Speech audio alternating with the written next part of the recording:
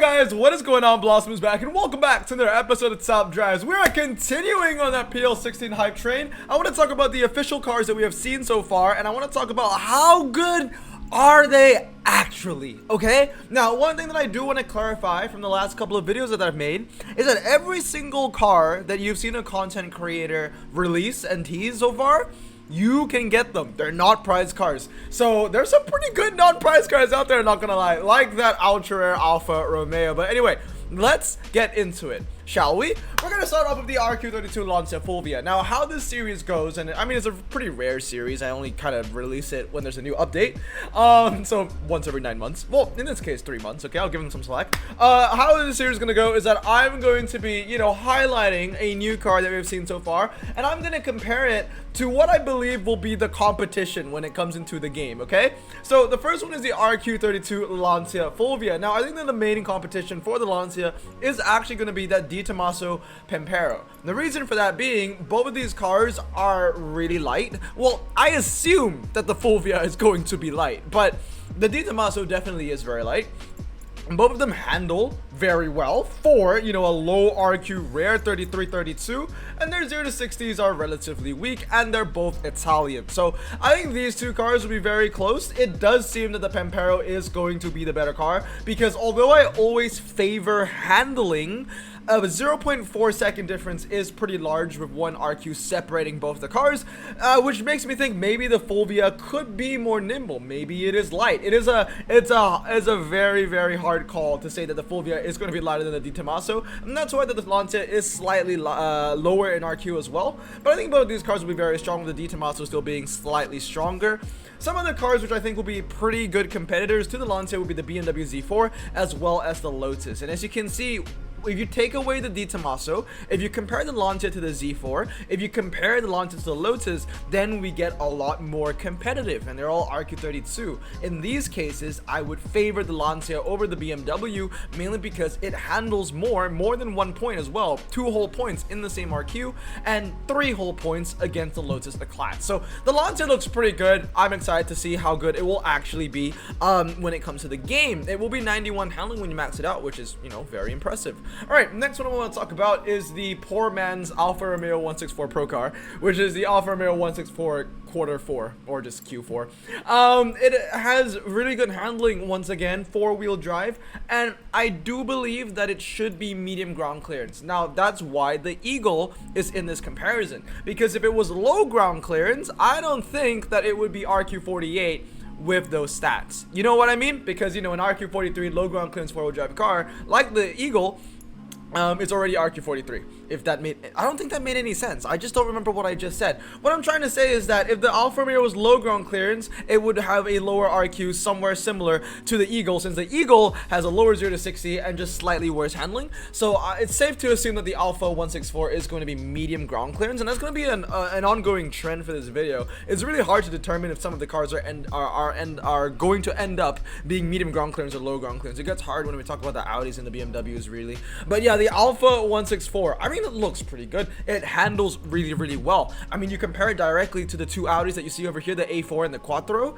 The Alfa is the only car that goes over 80 handling, which is very, very impressive. The 0 to 60 is weak, but hey, man, I will take handling any day of the week, okay? The Alfa as well as the A4 DTM, they're both saloons. Although that the A4 has a way lower 0 to 60, I'm taking handling any day of the week, buddy. That Alfa looks pretty good if you ask me. Next one I want to talk about is the Alfa 1750 or 1750 GTA M. Now, immediately when I think of this Alfa, the first 2 cars that comes to my mind are the Fiat Dallara as well as the Abarth.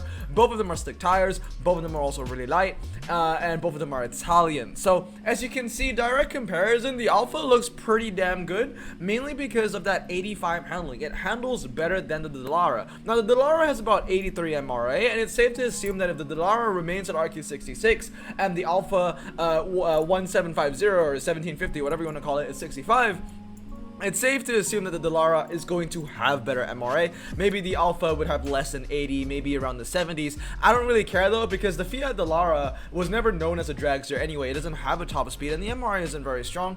I think that the Alpha will be a really decent 65, and I think that straight off the bat, just looking at this comparison, I can tell you right now, I believe that the Alpha is going to be better than the Dallara, and the Alpha is cheaper to use. Main reason being, the Dallara has a slightly higher RQ because of that MRA that it has, which isn't bad, but it's also quite useless to have when your top speed is 145 miles per hour. Now, I know that putting the Spider, the A-Barf, isn't really fair as a direct comparison to the Alpha. 69 and 65 is a pretty big difference, but like I said, the first two cars I think of when I want to compare it with the Alpha were the Dallara as well as the A-Barf. And the last car that I want to compare it to is the Renault R5 Maxi Turbo. It doesn't have slick tires, but it has a low 0 to 60, low top speed, and decent handling. I thought that these two cars would be pretty nice to compare against each other. Again, the Alpha, cheaper to use with better handling, which is really what the standout feature is for this Alpha, right? It has really good handling stats for an RQ65, or I would say just on the better side, not really good, but on the better side. And the Renault R5 I just think is a pretty decent example to put this car up against a decent competitor. Slightly higher in RQ, worse in handling, but lower in 0 to 60 with a very similar top speed range. Now, next one is going to be the RQ74. Let's talk about some pretty boring stuff. The Audi S7 Sportback. I mean, once again, this is a pretty big disappointment, you can tell off the bat. I really cannot tell if the Audi S7 is medium ground clearance or low ground clearance, so I have a little mix over here. The Audi S4 that you see at the bottom, this is a car with medium ground clearance, and as you can see, it handles better, same RQ, but it has a way lower 0 to 60, a way slower 0 to 60 of 0.5 seconds. That's half an entire second. So it makes me believe that, oh, okay, maybe the Audi S7, because it is so much better than a medium ground clearance RQ74 Audi, that, oh, then the Audi S7 should be low ground clearance. But then you compare the Audi S7 to other low ground clearance four-wheel drive epics within its RQ, and you have the Trezor and you have the TT. And then the Trezor and the TT are just significantly better than the Audi. You see what I mean? Like the Trezor, a way lower 0 to 60, a 0.4 second difference, and 3 better handling. The Audi TTS Coupe, low ground clearance as well. Yes, it has a slightly worse 0 to 60 of 0.1 seconds, but it has 4 more handling. So it's like, okay, you compare this directly to the Trezor, right? And it's just like, okay, this makes no sense. These cars are way too different to be the same RQ. So surely the Audi S7 is going to be medium ground clearance to offset that, right? But then you compare it to the Audi S4 and there's a half a second difference. It's giving me a headache. I don't know what the Audi is. Is it medium? Is it low? I guess we'll find out when the update comes out. But I will tell you this right now. I don't know if it's medium. I don't know if it's low, but it's definitely gonna be useless, son. I mean, yeah, maybe if it's medium ground clearance, and definitely this Audi S4 will be even more useless. But if it was low ground clearance, I mean, look at this direct comparison to four-wheel drive epics with four-wheel drive with performance tires, and one car is just so much better than the other. The Audis are boring. I hate them. I like them in real life, but in top drives I hate them. All right, RQ29, the Alpha. Now the Alpha, I am so excited for this RQ29 Alpha. I am genuinely so excited for this car. It is a car that we have never seen before in top drives. What I mean by that is that it's a medium ground clearance saloon that handles. I mean, look at the other RQ29s, okay? Literally, the Peugeot 74 handling, Di Tommaso 69 handling, and they're both RQ29, they're both medium ground clearance, they're both saloon. There is nothing like the Alpha. Yes, the Alpha has a weaker 0 to 60, but there literally is nothing like this Alpha. Now, I'm really hoping that this Alpha has medium ground clearance. If it has low ground clearance, I would be a little disappointed, to be fair, but if it has medium ground clearance, I'm very excited, because there is no saloon that handles with medium ground clearance. There is literally nothing to compare it to. So if it turns out that this Alpha actually has medium ground clearance, this is going to be a very exciting car to have. I might even think that it's an early shout for a new Blossom Choice introduction. All right, moving on now is the RQ89 BMW M3, and this is another car which it's really hard for me to determine whether it's medium ground clearance or low ground clearance. So let's first compare it to a low ground clearance car in the BMW M5. So the M3 handles better, and it has a higher top speed, but it has a way slower 0 to 60 compared to the M5. They're both four-wheel drive, but the M3 is higher in RQ. But at the same time, I can see Hutch giving this RQ89 even though it's low, just because it handles better and it has an inflated RQ due to the higher top speed. So I can see the M3 being low and being RQ89, but at the same time, I can see the M3 being medium ground clearance and RQ89, because if you directly compare it to the Mitsubishi Lancer, which is an amazing car by the way, the M3 is just a better car. It has slightly, better handling. It has a higher top speed. The 0 to 60 is weaker, but it's safe to assume that the M3 competition would at least have a way better MRA compared to the Mitsubishi. So it puts me in a bit of a conundrum once again to really figure out if the M3 is going to be medium or if it's going to be low. I can see it go either way, but what I will say is this: if the M3 ends up being medium, it will be a fantastic car, one of the best. If it ends up being low, it will be a disappointment. So it's really hard to see where this goes. I love the M3. I'm really rooting for it to be medium, just so it's a car that I loved, which is also very, very useful. And the last one that I wanted to compare it to is the Infiniti Q50, which is also medium ground clearance, higher in RQ, mainly because it's being carried by that MRA, because at the same time, the handling sucks, the 0 to 60 sucks, but the MRA is just so damn good on the Eau Rouge. But once again, it's just really hard to determine where the M3 sits. Is it medium? Is it low? I guess we will find out. Moving on now, RQ63 911 Carrera. This is a car which is like, it's like kind of like that Spider-Man meme when they're all pointing at each other, because it's all the same. 4585 is like the staple stat of what it makes to be a high RQ ultra rare these days. I mean, look at that. The Roof RGT, 4585. The Chrysler Firepower, 4585. The only reason why I have the Jaguar in this comparison is because I wanted to find another convertible with low ground clearance and rear wheel drive, and it's fair to say this: I do believe that the 911, even though it's cheaper in RQ compared to the Jaguar, is going to be the better car than the Jaguar, because the Jaguar has 83 MRA, and I guarantee you that the Porsche doesn't have anything close to that. That being said though, this Jag, it's RQ64 because of that 83 MRA, but there are cars with better MRA that are also Jaguars with like 90 plus. So the Jaguar XKRS is in a very strange situation where it's kind of trying to be a jack of all trades, master of none. At least the Porsche knows that it has to be more of a handling centric kind of car. So when it comes to that convertible niche, rear wheel drive or whatever you will, I do believe that the 911 is just going to be the better car. Like in anything that has a turn, the 911 is going to be a better car because it has 3 more handling over the Jaguar. So, if it isn't a drag situation, the Porsche is going to be pretty decent, I would say. But like I said, it kind of is just like every other, high low ground clearance performance tire ultra rare with that 4585 stat.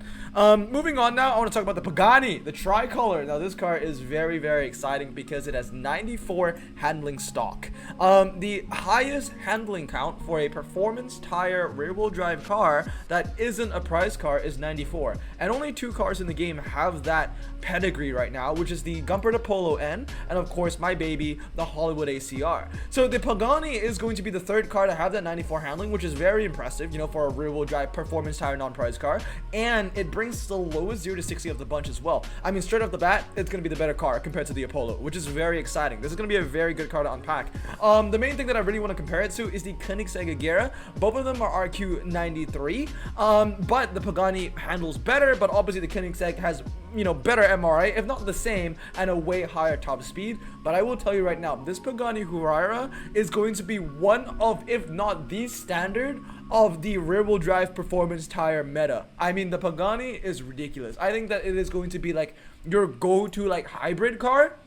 But you can also use it in the drags because Paganis are known for having 100 MRA, guys. Like, this is going to be really, really strong. It will only lose the Koenigsegg Agera on like a test bowl and perhaps a 1 mile. But outside of that, I think this Pagani is going to be very, very, very strong. This is definitely one car to watch. Now, I want to talk about the BMW 333i. Very interesting one. Once again, it's a very hard car for me to determine whether it's medium ground clearance or if it's low ground clearance because, the Mercedes-Benz, like, I feel like this BMW is a very Mercedes-Benz 190e kind of car, right? It's a hybrid, you know, it's a saloon, it's German. Now, why I have my doubts on why this BMW might be medium is because the Benz actually has worse stats, but it's a higher RQ, and the Mercedes doesn't have good MRA either.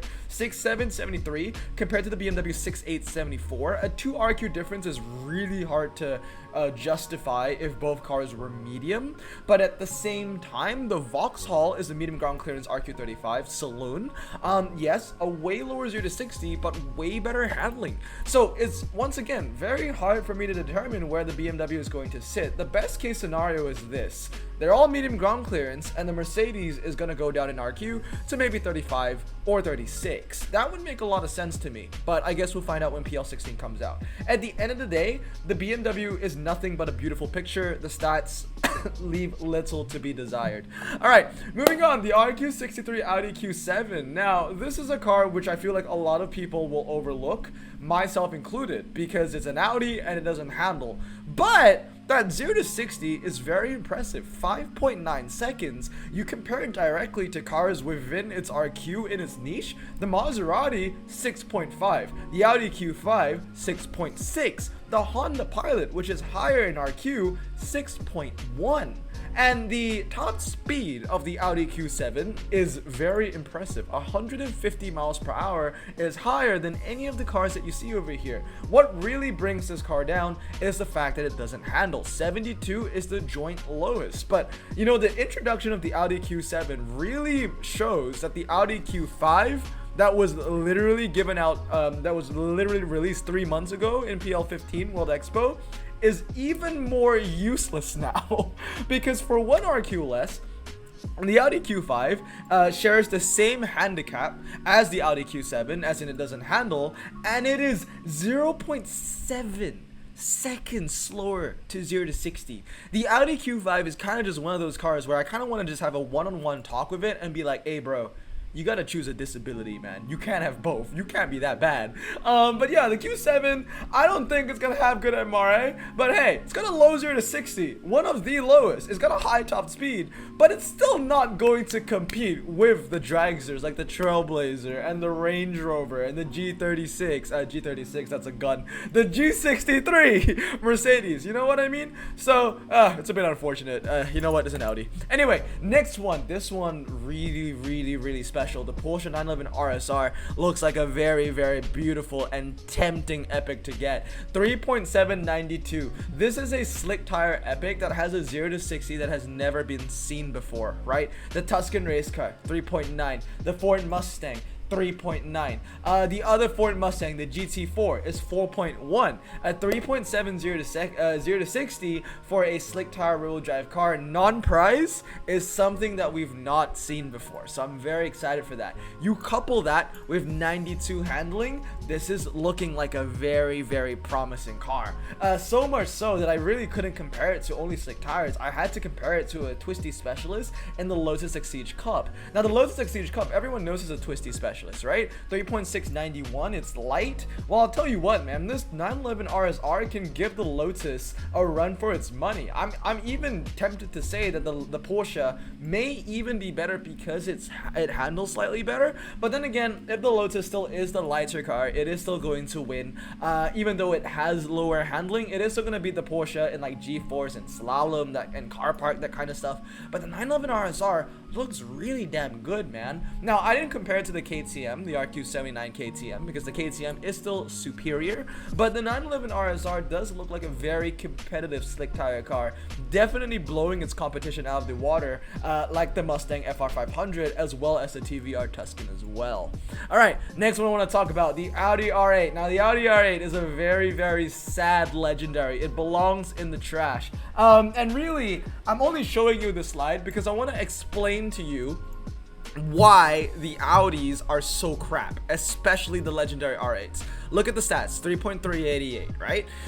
It's in this, the Audi is sitting in this limbo of crap. I call it the crap puddle, okay? Because it's a crap car and it's in a crap puddle. The reason for this being is, let's say that it's a German four-wheel drive event, okay? It's a German four-wheel drive event and it's all twisty. If it's all twisty, I'm going to use the Porsche 911. Why? Because it handles the same as the R8, but it has a lower 0 to 60.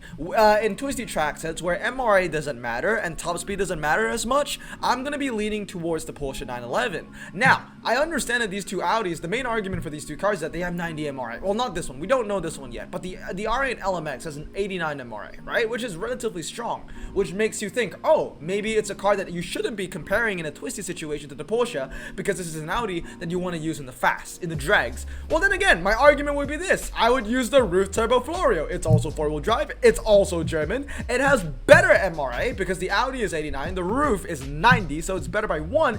It has a higher top speed and a lower 0 to 60. Yeah, it handles less, but who the hell cares? Because it's, you know, I'm going to be using it in a drag where, you know, the handling doesn't matter anyway. So that's the issue with the Audis, man. They're sitting in this, like, purgatory limbo phase. They're not good enough to be twisties. They're not good enough to be drags. So at the end of the day, they're just shit. So yeah, it's crap. It's crap. And I really hate the introduction of this Audi R8 V10. Honestly, it's the same. It's the same damn thing. 199, 199, 33, 33, 88, 88. It's the same damn thing. What this Audi R8 is bringing to the table is that it's increasing your chance of getting crap from a carbon fiber. That's exactly what it is. All right, moving on. 78 RQ BMW iX. Now, I know I have the wide body in this comparison. The only reason why the wide body is in this comparison is because I really want to show you how insane the 0 to 60 of that BMW actually is. 3.6 seconds. That is the same as a Challenger SRT Hellcat wide body. It's insane, dude. Now, the BMW iX definitely isn't a car known for its handling. I would say that the main competitor for this would be the Peking Paris. The Peking Paris has the MRA. It has the top speed. I think it might be one of those situations where the Peking Paris is going to be the quarter mile, the Peking Paris is going to be the 1 mile testable SUV, and the BMW iX is going to be like the quarter mile, half mile. Even if the BMW iX had no MRA whatsoever, if it had like 30 MRA or like 40 MRA, that 0 to 60 alone would already make it the best for the quarter mile. Like maybe it would be somewhat competitive with the Mercedes AMG, but yeah, I mean that 3.6 0 to 60 is crazy for an SUV with all surface tires and four-wheel drive. It's actually crazy. So yeah, it's really down to what the MRA of this M60 is going to be. If the M60 has decent MRA or good MRA, it's definitely going to be Blossom choice. But if it has crap MRA, it's still going to be a pretty good car. It's kind of a win-win situation, not going to lie. So yeah, the iX looks good, man. All right, next one, the 718 Cayman. Now, the 718 Cayman is a car that I've been interested in for a very long time. A very long time, I mean a couple of days. But basically, since the moment I saw it get teased or get released by Age, or Cynix as he's called now, I was like, wow, this is a car of a lot of potential, okay? And immediately when I thought of the 718, I thought of my ACR. Now, the ACR is still the better car, okay? Because I will always favor the car that handles more, and the ACR has 2 more handling. But it is very balanced, right? You know, the ACR is 0.2 seconds slower to 60 compared to the 718, but then the 718 has 2 handling less compared to the ACR. Now, what makes the 718 special is it is a better version of the Dodge Viper TA, so it definitely is worthy of an 84. If anything, I feel like the ACR should be an 85. 718 be an 84, the Viper TA be an 83. I think that makes a lot of sense, honestly.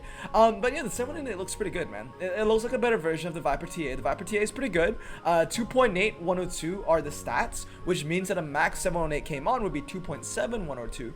It also shares very similar stats to the Celine, but the Celine has no MRA, so you know the 718 should have, you know, a decent amount of MRA. I'll say in the 90s, I would say. So it looks like a good car, and I know that it's light, so I think it's going to be a good car. All right, last but not least, I want to talk about the Porsche 911 GT3. Now, this car, once again, is very, very special. For an RQ90, it is incredible against cars like the McLarens. The McLaren's RQ91, RQ90, they have the same handling. The 650S actually has better handling by 1 point, 95 to the McLaren's 96. That being said, the Porsche 911 GT3 Cup has this perfect balance of a low 0 to 60 and really good handling. It's 0.3 seconds faster to 60 compared to both the McLarens within its RQ range, and the handling is also very competitive. It's the same as the 12C GT3 and only 1 less than the 650S. It even handles better than the RQ92 Porsche 956, and it has a very similar 0 to 60 as well of 0.1 second difference for a 2 RQ difference, which is insane.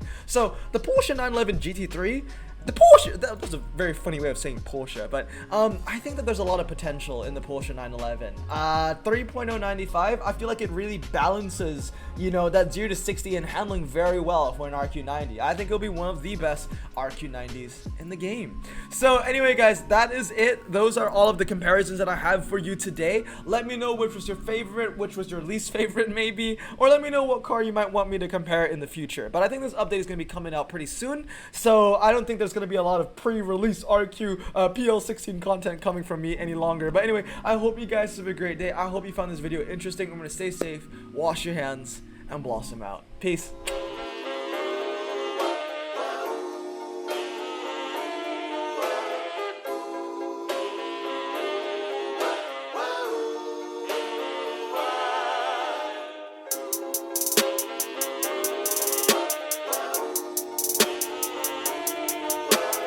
Bro, this song just makes me so happy. Me too. Imagine being Asian in the 50s, looking nifty, leather jacket, looking sleek, look like Presley, look so deadly. Got a jukebox back at home, feeling jazzy, turn it on and play it slow, like the movies with the ladies. They so fine. Imagine being Asian in the 50s, looking nifty, leather jacket, looking sleek, look like Presley, look so deadly. Got a jukebox back at home, feeling jazzy, turn it on and play it slow, like the movies with the ladies. They so fine. Sit back,